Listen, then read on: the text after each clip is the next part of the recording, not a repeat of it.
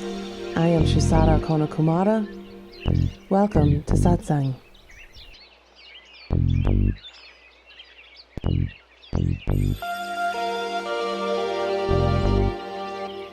You are beginningless.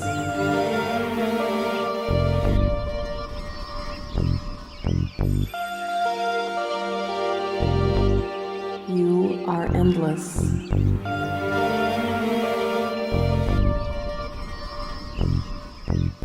You are divine.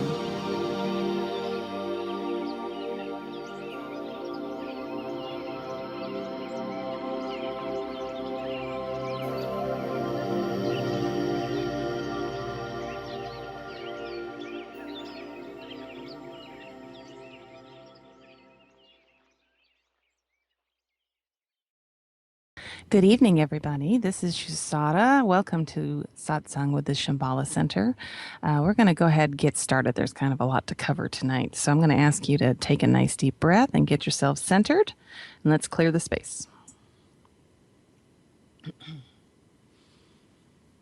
Mother, Father, God that I am, through the great central sun hierarchy, through the office of the Christ and the order of Melchizedek, I call upon Archangel Michael to bring the sapphire blue ray. Cut away, cut away, cut away anything in all of our four lower vehicles not emanating directly from our I Am presence. I now call on Archangel Zachiel, keeper of the violet flame.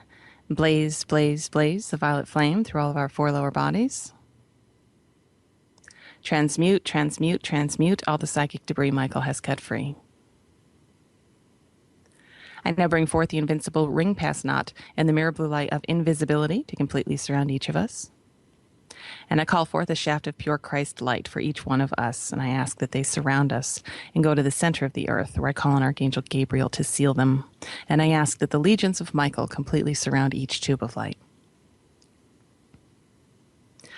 And now I ask that our vibrations be raised high above the psychic and astral worlds to the highest realm of illumined truth we each can attain at this time. And now, Mother, Father, God, we place ourselves in service to you, to humanity. I place myself in service to all of you listening. We ask that only that which is direct from you be permitted into our perceptions, and that all else of the lower mind be kept out. And we ask that only that which is direct from you be permitted through us. And because we have asked this, we consider it so, and so be it.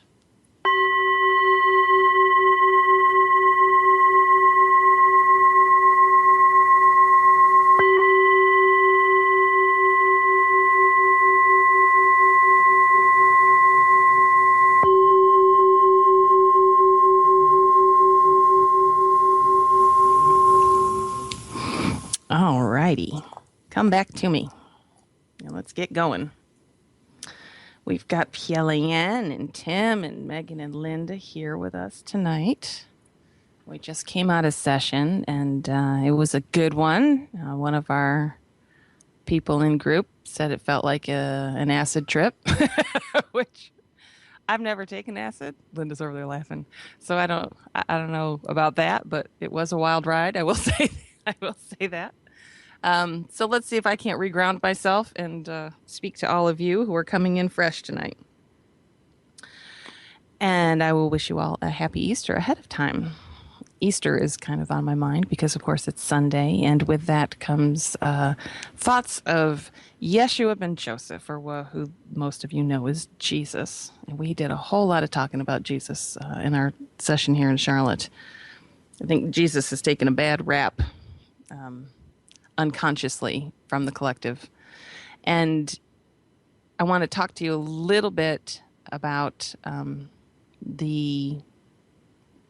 hang on just one second. You're distracting me. Sorry. Okay. I want to talk a little bit about the promise of the Messiah. Okay.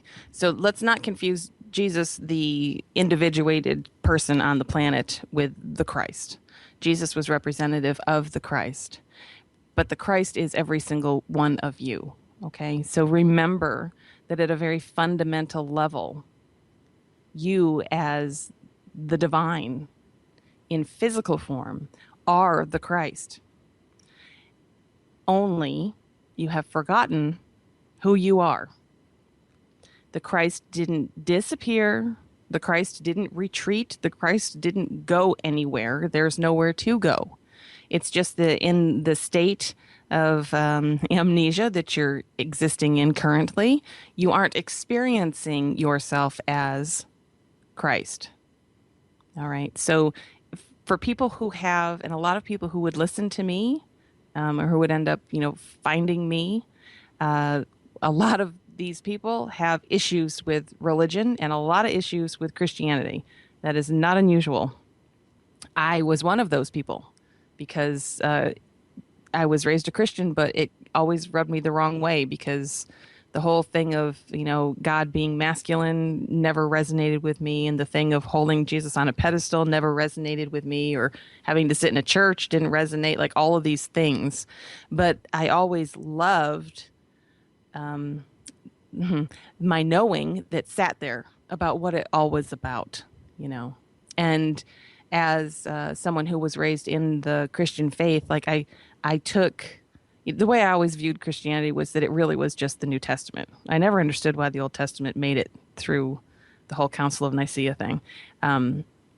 It holds polarity in place. But if you just sit with the New Testament, with the actual words that were recorded, through time, that came through the essence of Yeshua, those words are incredibly powerful, just incredibly powerful. And those resonated with me.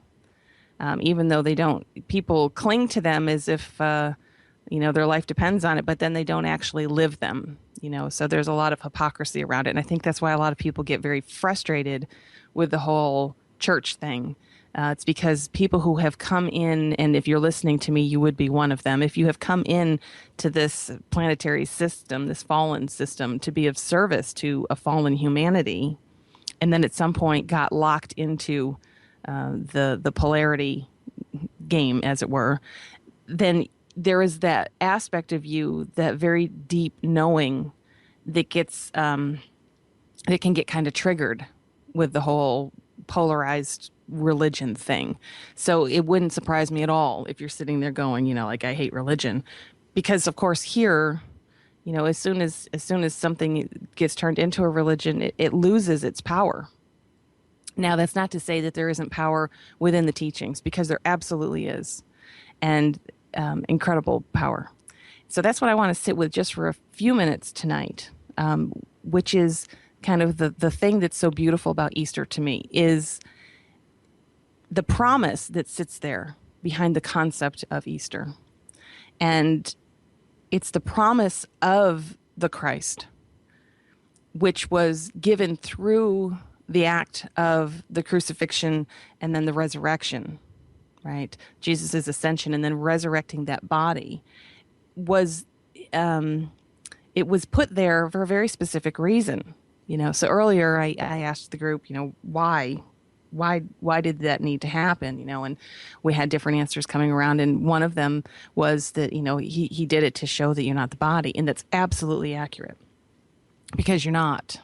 All right. Even though you feel like you're inhabiting a body, everything that you're witnessing is all you anyway. So you're not in anything, but you're not in anything, but you are all of it, if that makes any sense. And that is true. But the greatest message of the resurrection goes back to what his words were that are recorded in the Bible. And I will paraphrase them very loosely, because I'm not a Bible person. But when Jesus said, that anything that I can do, you will do, and even better things. When he said that, I mean, there's like, from the time I heard that as a little girl, I took that to heart very, very seriously. And the point was, look, I'm nothing special. That's what Jesus was saying the whole time. At the same time, he owned who he was, which actually was very special, wasn't it? Within the context of this fallen world, he absolutely, manifested himself as something very special. And that resurrection was part of showing that. But it wasn't, I'm special from an egoic place. He was special because he's God. Well, so are you. Everyone is, you see. And when you know yourself to be God, you can own that. You are a unique aspect of the divine. You are an absolutely unique, one-of-a-kind blending of rays of light that only exist in your form. And that is special. Of course it is, right? Of course it is. And you, as that individuation that's never been separate from God, have every right to own that. You know, we're not here to view ourselves as sinners and, worthless people who aren't, capable of reaching the exalted state that Jesus walked in.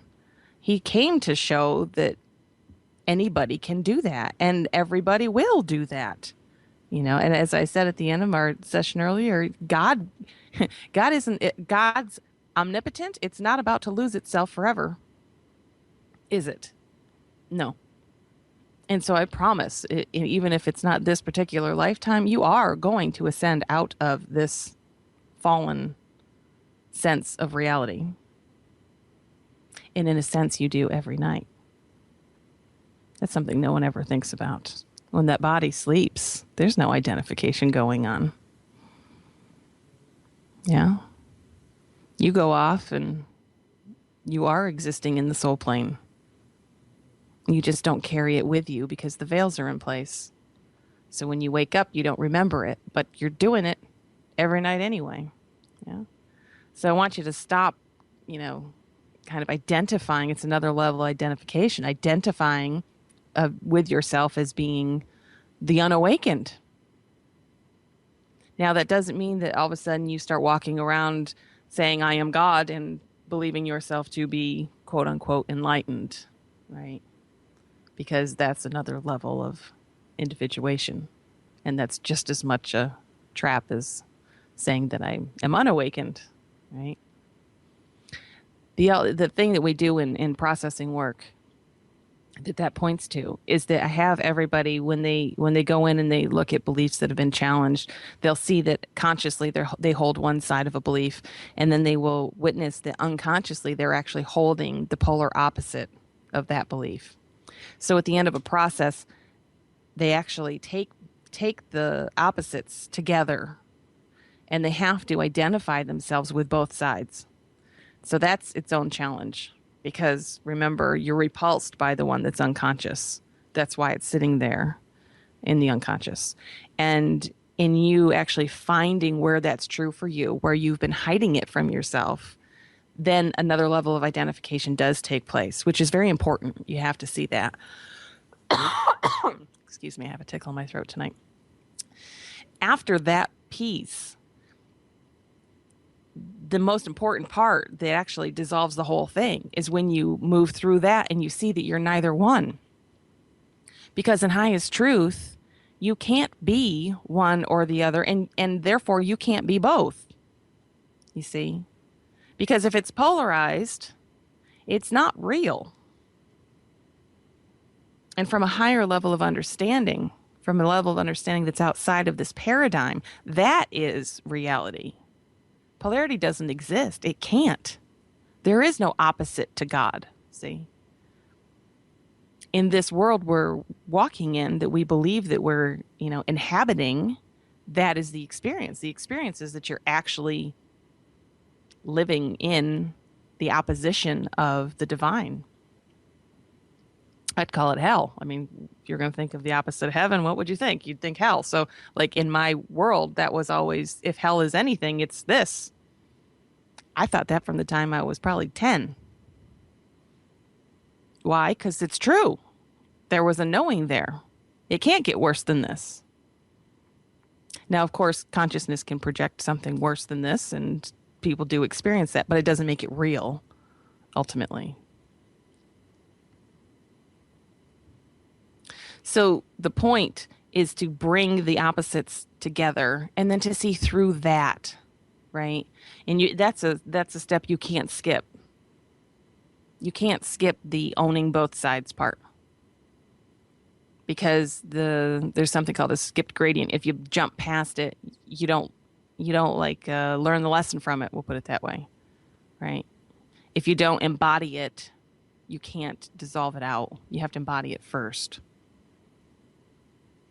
And a lot of people want to skip that step because because of course the ego doesn't want to go in and experience if it's repulsed by something so strongly that it's hiding it from itself, right? It's not going to want to go in and actually experience itself as that, is it? Because it will be uncomfortable, to say the least, potentially extremely painful. And so people will do what they can to try to skip that, but you can't. You got to get there and walk in it, embody it, right? Now it doesn't end there.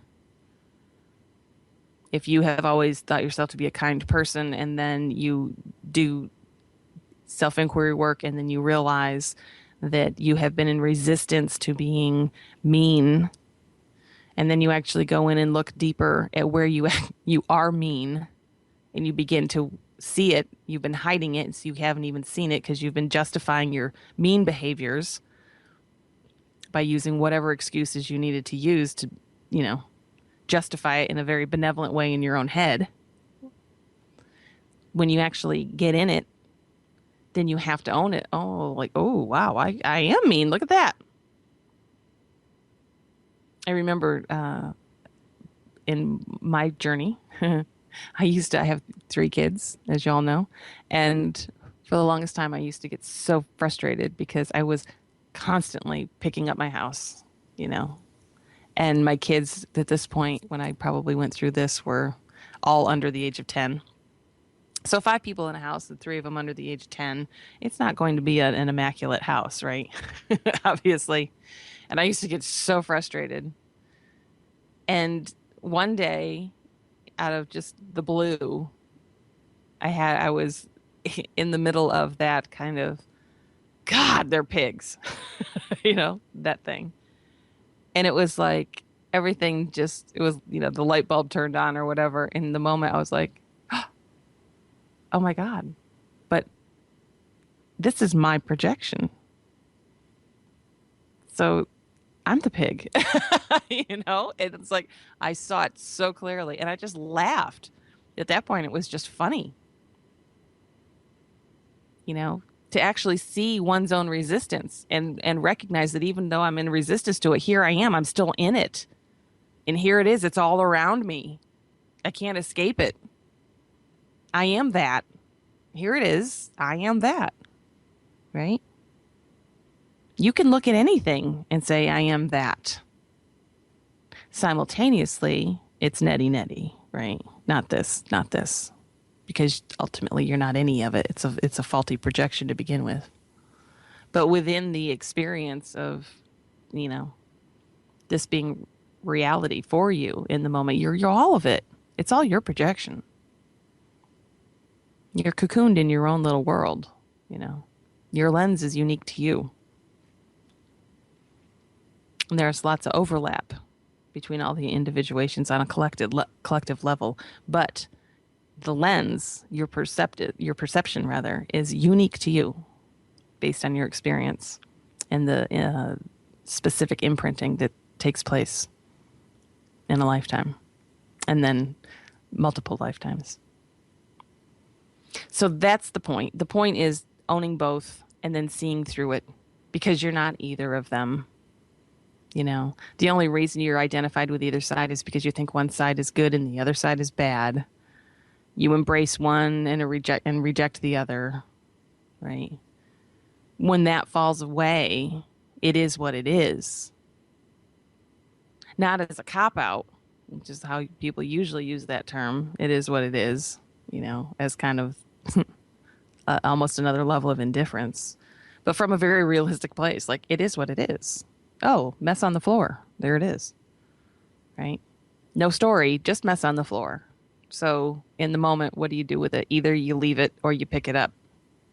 But either way, there's really no story attached to it, right? I wanted to talk about the resurrection. How did I end up there? It's like, I have no idea. The point of the resurrection, just to go back, is that promise of the Messiah, of the Christ, that you are that You are eternal, right?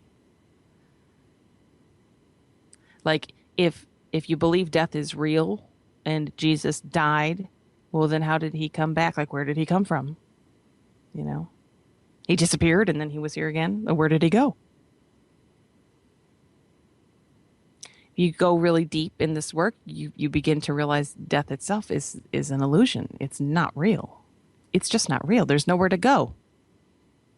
It's all your projection, right? So there's no space. There's nowhere to go. You're the center point of your own projection, right? It's all around you, but you are the center. You're the pivot point. That's you.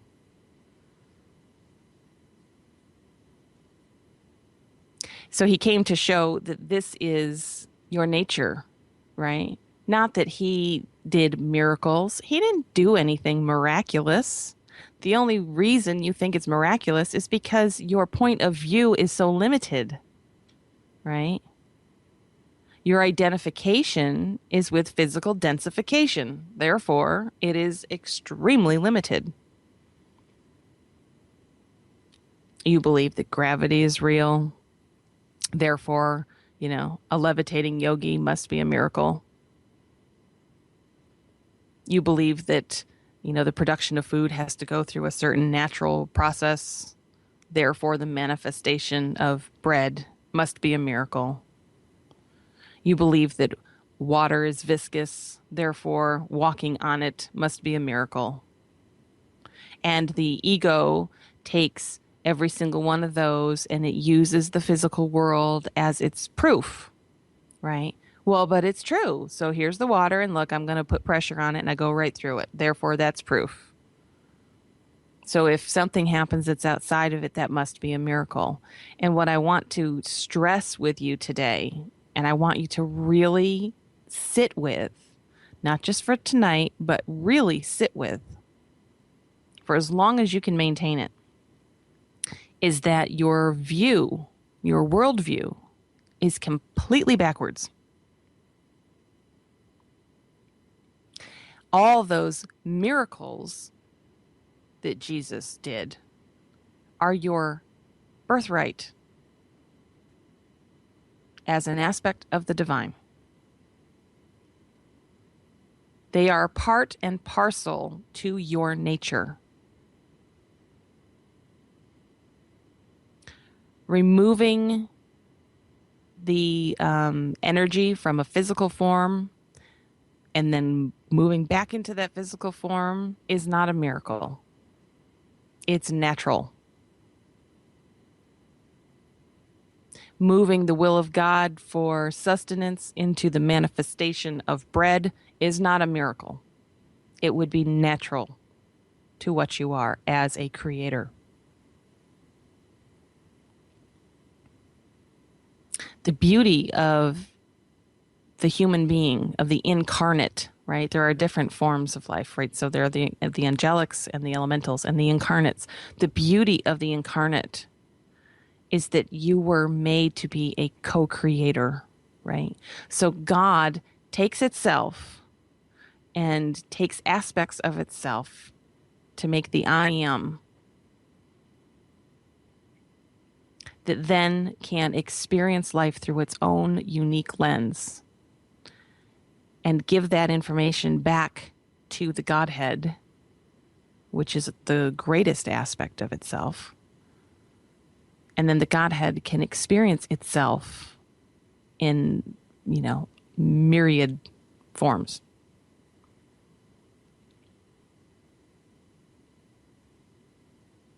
Within that, your capacity for creation is unlimited. You see? Completely unlimited.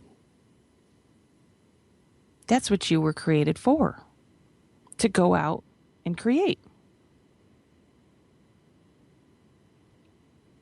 And you continue to create. You're just creating in a very limited capacity. Anyone who says, I want to learn to be a creator doesn't have a clue, because you're creating this right now. It's your projection. It's your creation. What has to change in order for the projection to change?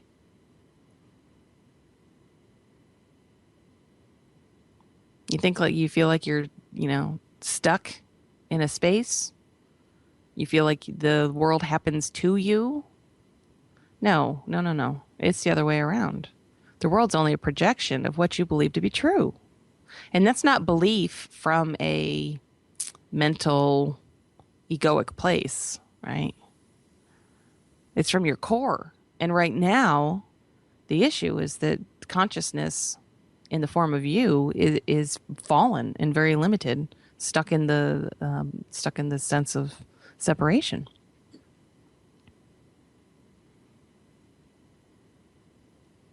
If polarization doesn't exist and you are existing in that space of what we'll call non-separation, right? Then what is there that could limit you? See, there is no limitation outside of separation. Ooh, that's good. There's no limitation outside of separation, and there isn't. Would bilocation be a big deal? No.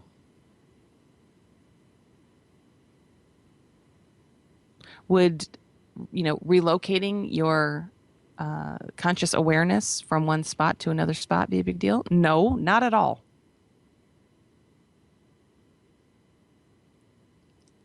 Like I said, you're the pivot point. And then the problem is people get initially kind of excited by that, thinking, "Oh my gosh!" Like they sense they're hopeful when they hear that, right? Because it triggers what I would call a memory that sits within you of that. Like I said, you go to it every night when that body's sleeping. And the knowing of it is there inside of you. It's present, right? And the ego constantly covers it up. But the knowing is there. So when I speak things like this and people have that little sense of excitement that starts to percolate, that's because it's triggering your knowing. And it's triggering that understanding that yes, that's right. That's who I am. And then the ego gets all involved and puts the kibosh to it pretty quickly, right? Versus a child who believes in fairies and someone can say to them, fairies aren't real. And they'll say, well, yes, they are. From a very innocent place. Why? Because their knowing is intact. They know they're real. Does it matter that they haven't actually seen one? No. But after a certain amount of time, when those questions start to come, well, have you actually seen a fairy? And then the child has to say, and it has to go back through its memory banks and look at everything and go, no. And then what happens? The doubter arises. The questioner sits there going, well, how can you know it's real then if you haven't seen it? And then you look at in the Polar Express, right? There's the saying there that seeing isn't believing, believing is seeing. I think that was in the Santa Claus too. And it's true. If you really get that statement, it's absolutely true. The physical sight is only capable of seeing polarity. You're not going to physically see fairies here. If you're holding out for that, good luck. Because unless the consciousness of the fairy kingdom falls, you're not going to see them with your physical eyesight. Because they're not that dense. They're vibrating outside of the reality that you're walking in, right? But you'll see them with your inner sight. When you're finely tuned, you will see them. They're absolutely real. But it's just the ego that wants to say, but if I can't touch it and if I can't register it with some kind of equipment, or if I can't see it with my own eyes, now I'm not going to believe it. But what if it took the belief in it first in order for you then to see it? You see, it's a vicious cycle. If you're always looking for proof on the outside, you will never get it. So the hope sits there, but the hope is kind of it's a trickster. Yeah. You hope for it, but you know that it's not going to happen. And it won't. It comes from a knowing, right? When you believe it to be true, not from the head, from your knowing, that's when you're going to see it. And when you carry a knowing, it doesn't matter if it's something that actually is going to occur here in the physical form or not. It will not sway your knowing. Of course, people would argue with that and be like, well, that's just stupid. You know, if it doesn't happen here, that means it can't happen. No, no, no. You have to have the understanding that the collective consciousness is what's holding this level of reality in place.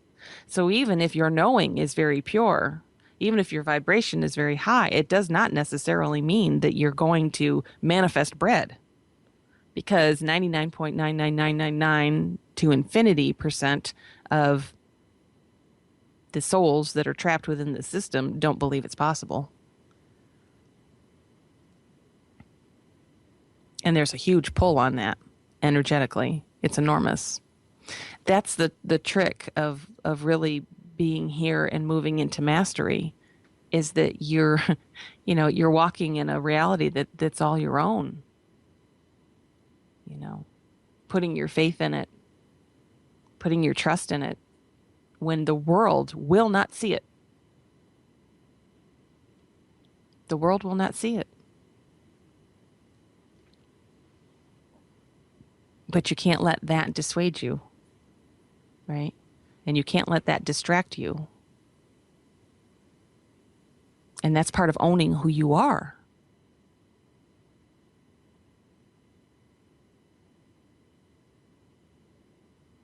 That's the beauty of Jesus to me, right? That he came to say, hey, for as horrible as it looks, and he walked the crucifixion, and it was horrible, right? From the outside world. He still came back into form, saying, look, it didn't touch me, right? The essence of him was untouched. And the same is true for each one of you. It doesn't matter what has happened in your life. It doesn't matter if you were physically abused, if you were mentally abused, verbally abused, sexually abused. It doesn't matter if you've had trauma through accidents, through fires, through drowning, through whatever it was. It doesn't matter if you've had financial collapse, if you've been homeless, if you've been hungry. None of those has touched your soul. None of it. Because that pure aspect of who you are is untouchable by polarization. Untouchable. It is firmly planted at home in God, where it's always been, and it hasn't gone anywhere. And the identified consciousness has projected its version of separation that you're watching like a movie and have begun to identify with. And now you are in the movie instead of viewing the movie.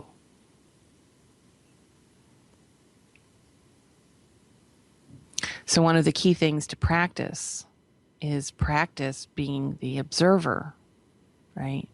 The personal self and the objective observer exist simultaneously within mind. That's why you're capable of being in the middle of something happening and simultaneously witnessing it as if you're watching it. It's like you are it, but you're watching it at the same time. Yes, because both are happening. And the real you sits behind both of them. If you can witness the witness, then you aren't that witness. Yeah? If you can witness the personal self, you're not the personal self. You are awareness itself. But the awareness doesn't have, there's nothing in there that's giving anything meaning. Awareness is just awareness, right? The personal self is very subjective in what it gives meaning to. The objective observer is objective in what it gives meaning to, but it still gives meaning to things, doesn't it? Because it can look and it won't be personal, but it still filters things and applies meaning to things. And you aren't even that. Your awareness itself, which transcends all of that.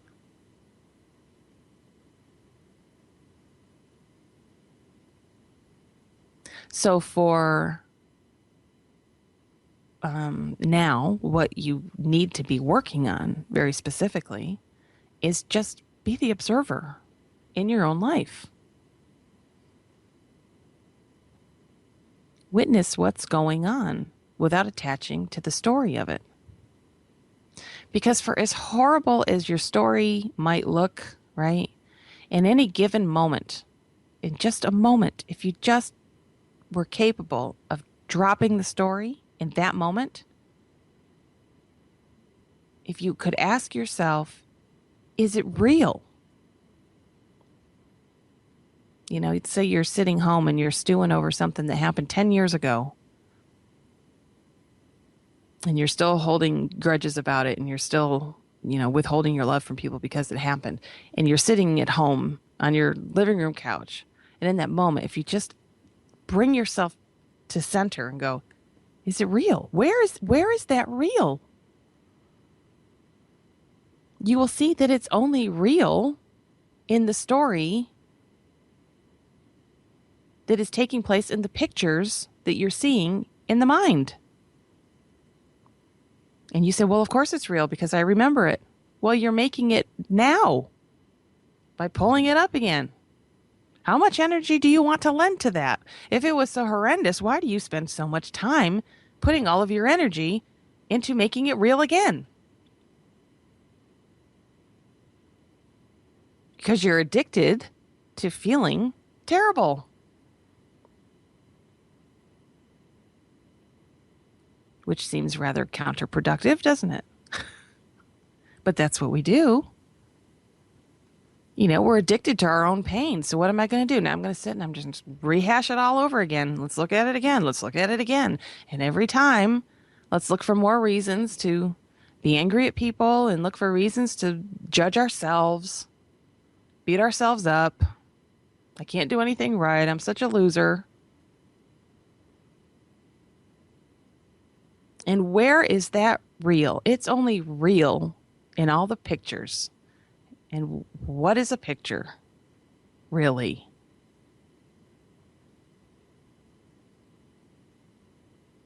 Because if you're sitting here right now and you're staring at the carpeting on the floor, and you bring all your focus to the carpet on the floor, no other picture exists. And in that moment, none of the story of the past is real. And it's only real when you bring it back up again and you look at it and you identify with it. Oh, yeah, that was me. That happened to me. I had to go through that. I had to endure that. I had to learn because of that. I. Focus on the carpet. Or whatever it may be in the eternal now.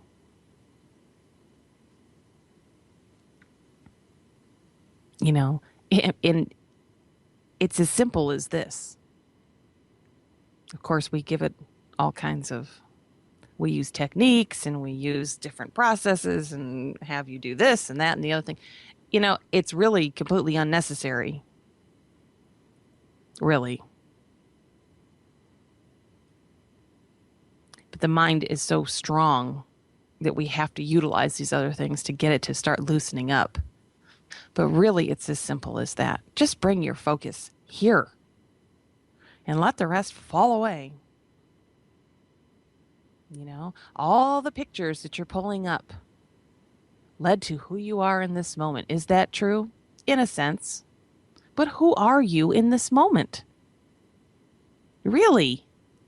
Who are you in this moment without dependency on all those pictures?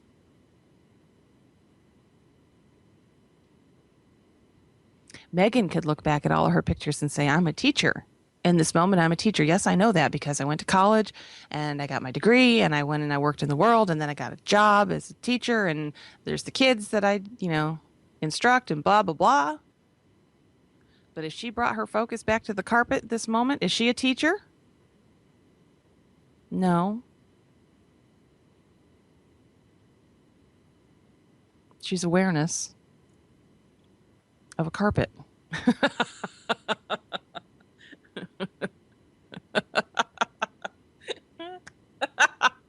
I love it. Are you a teacher?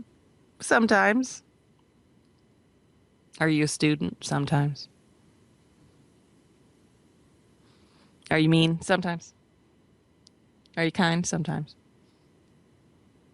Are you any of it? No, not really. Playing the game. I'll play the game of teacher. I'll play the game of student. Is Megan a teacher? Sure. She teaches, right? Could you say she's a student? Of course. Don't tell me she's not learning stuff as she's teaching, right? You're no different. That's the netty of it all, right? Because, yes, I can sit here and say, in this moment, I am teaching. Does it make me a teacher? No, because to be a teacher is to be identified with one who teaches. Teaching may come through me, but it doesn't mean that's who I am. Learning may come through me, doesn't mean that's who I am.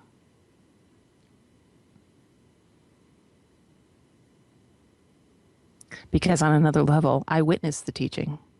Sometimes I'm as surprised by the teaching as you are. Believe it or not. I've had plenty of moments in my work where I heard words come out of my mouth. I had no idea.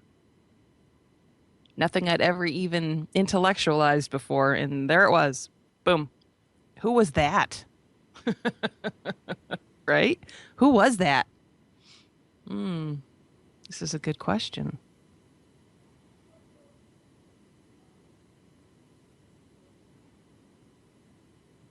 It's time to look at who you are, right? All these concepts. We're also locked in concepts. Concepts mean nothing. We've locked Jesus into a concept. He wasn't locked into a concept.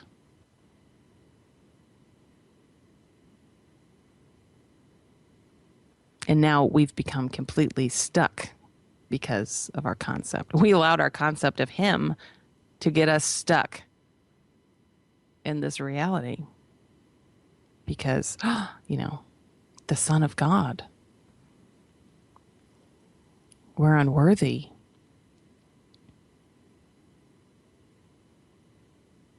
You couldn't be further from the truth.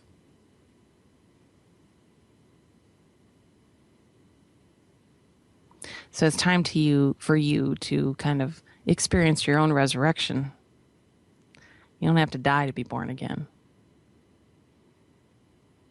And you don't have to have, someone of some kind of religious stature tell you you have been born again. What is it to be born again of spirit? What is it? We have all these concepts of what that is too. It doesn't mean accepting Jesus Christ as your Lord and Savior.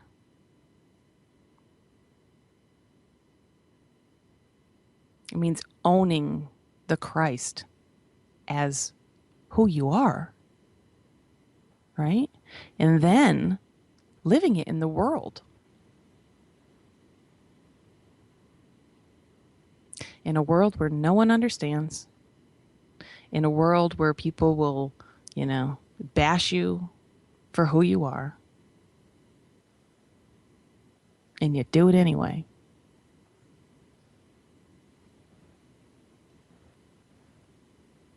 Because you can. Why limit yourself just because you live in a world that's limited?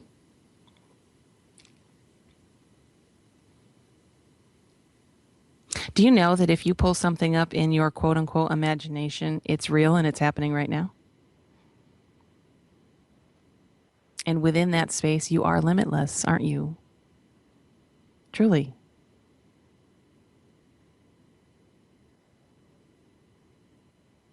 It's not that this physical reality is real and anything outside of it isn't. And so if I sit in the space of what you would term imagination, it means I'm a daydreamer and I'm trying to escape reality. Allow yourself to sit in the space of limitlessness and allow yourself to really just float in it and soar and experience your limitless self and allow the energy of it to fill you. If that's what you need to do to recharge, then do that by all means. Let it fill you, and then walk out into the world full of excitement and full of love and embracing the world. Recognize when the energy of the world, because it's so polarized, starts to wear you down, and take whatever measures necessary to fill yourself up again. That's part of your mastery.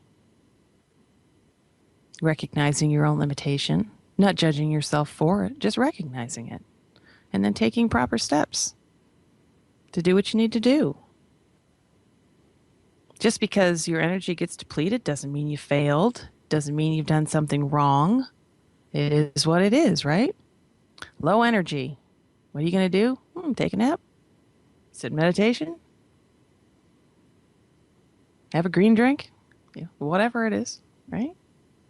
I mean, there are people who just completely get caught up in that. Like, well, how do you not feel guilty about taking a nap in the middle of the day? Well, it's really easy. If I'm tired, I sleep. Right? Why does there need to be a story around everything?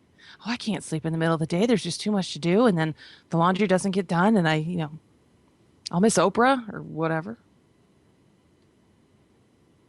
Ridiculous. Look at how you've confined yourself and you bind yourself. It is so unnecessary.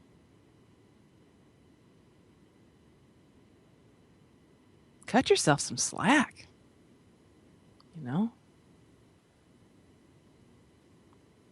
Kids are pretty good at that, and then we get angry with them.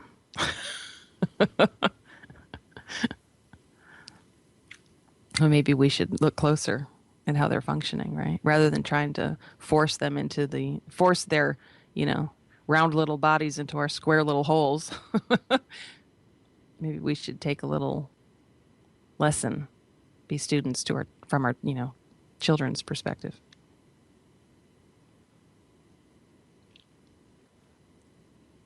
This walk is a walk of constant fluctuation. It's a walk of constant change. It's a walk of constant failure. And failure is not a bad thing. It is necessary in the world of polarization for you to experience failure in order for you to recognize when you have experienced success. I made a decision, I made a choice, I took action based on that choice. The outcome was this. And let's say the outcome was, I invested a lot of money and the outcome was I lost all of it. Was it a failure? No. You learned something, didn't you? Money's just money, it's energy, right? So drop the attachment to that piece. Look at what you learned. And move forward from there. Don't beat yourself up over it. All right? It's not going to do anybody any good. Drop it. Move forward. Let it go. It's not like I'm saying anything new to anybody. You've heard this a billion times, but it's time for you to actually take it seriously. And now walk it. Walk it.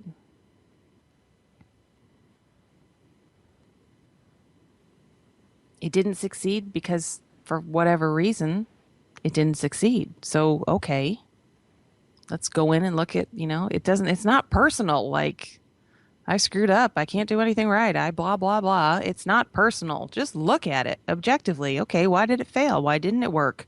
What could have been done differently? Yeah. And then when you have the next opportunity, well, now you have something you can look at that will give you a little more wisdom going forward into the next time you're going to make a choice around the same thing. That's where your mastery comes from. It doesn't come in a moment, like boom, it's just done. You will continue to walk. You will continue to evolve. And you will continue to grow in your mastery. So get used to the failure. It's okay. It's not a bad thing. There's nothing going on here that's bad anyway. It's all here for your return home, ultimately. All of it. And that's a promise. How are we doing time-wise? I don't know what she's saying to me. Are you saying yes? Are you talking to me? I can't hear you. Put your mic on, honey. I can't hear you. It's time. It's time? Mm-hmm. Okay. So Christ's promise to you was that you are life eternal, right? And the promise was given, and the promise remains. You are that. Now believe it. I love you all. I hope you have a wonderful weekend, and we will be with you next week. Good night. Om Shabbat Shalom, Holy Way of the Most High. Om Shabbat Shalom, I sense your presence. Om Shabbat Shalom, Holy Way of the Most High. Om Shabbat Shalom, I sense your presence. I sense your presence. And I am the light within your soul. In the essence of truth and right, love makes the circle whole. And here we stand in line, waiting for some sacred sign. But to find the balance is the purpose of this time. To restore the balance of the universal mind. And in the presence of my Lord of light and love, everything I see aspiring to be free. And when I call to thee, and come on bended knee, surrender to the all-pervading light and love. Reflections of the one surrounding me with love. And I sense your presence. I sense your presence. I sense your presence. I sense your presence. Within and without, above and below, yeah. East, west, north and south, I sense your presence. Without and within, below and above, yeah, yeah. East, west, north and south, I sense your presence. I sense your presence.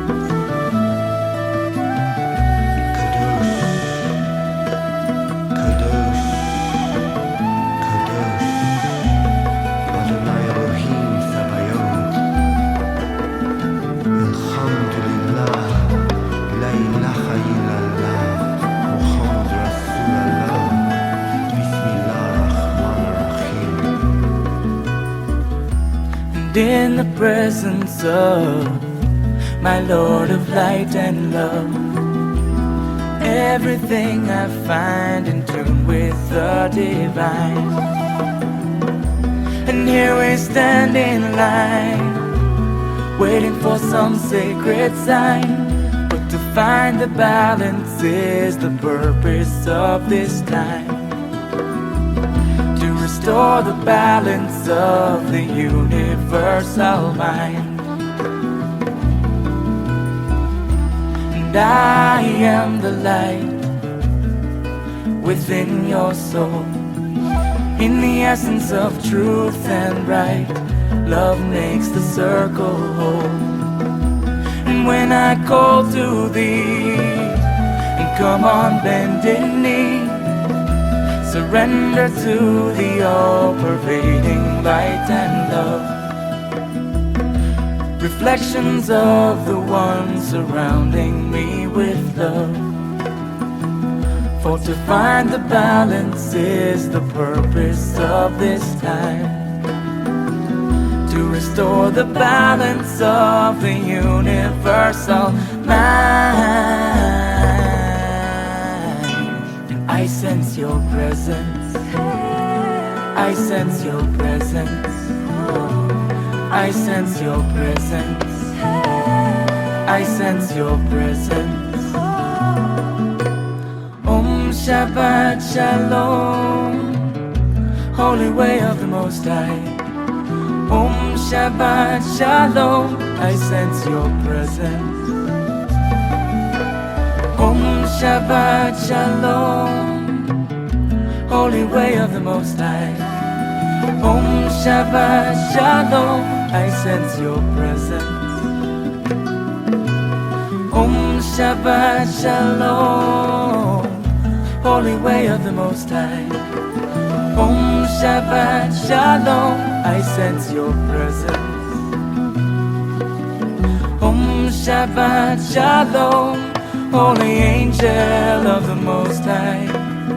Om Shabbat Shalom, I sense your presence. I sense your presence.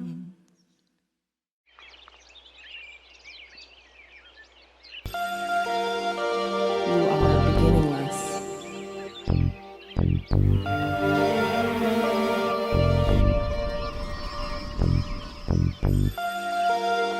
You are endless.